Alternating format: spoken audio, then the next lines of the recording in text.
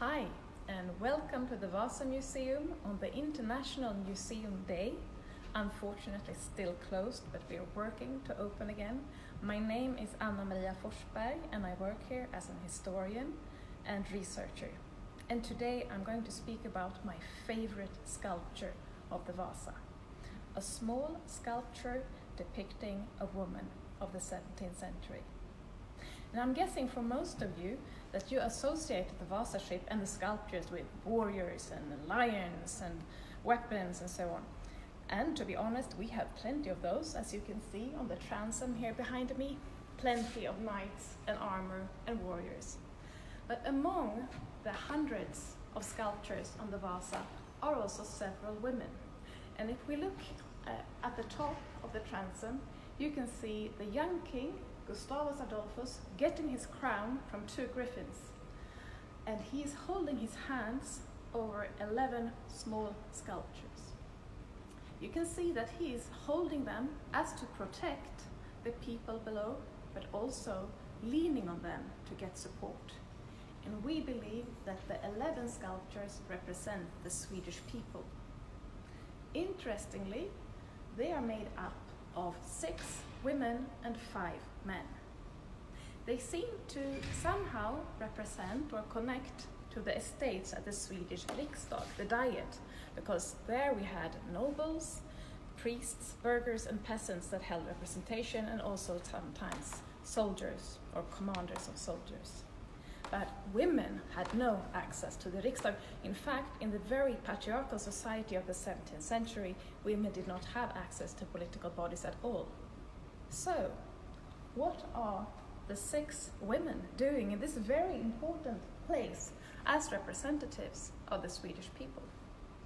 I will answer that question in a few seconds, but to do that, I will take you over to our new exhibition, Vasa Up Close. So follow me.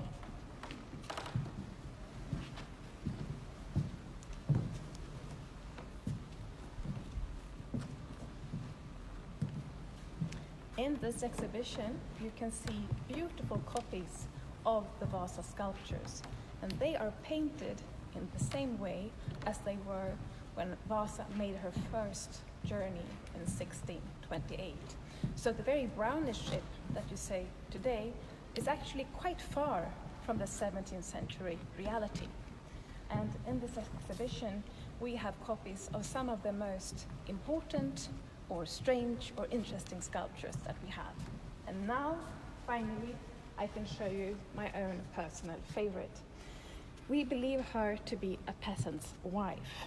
And why is that? That is based both on her placement on the transom to the extreme right in the group of sculptures, but also her demeanor and her outfit. She has a quite plain costume. There are no laces or fancy stuff, and she also has quite a plain face. Her nose is pointing a little bit upwards, she has chubby cheeks, she has quite a big bosom, and to me she is the perfect representation of the prejudice and kind of scornful attitude that the superiors and the ruling elite would have towards the common people. Peasants, they were believed to be slow, lazy, naive, and a little bit stupid. But that is not the most interesting thing about this sculpture. The interesting part is, as I already said, that she is actually there in the power center, in the most important position on the Vasa ship, in the representation of the Swedish people. Why is that?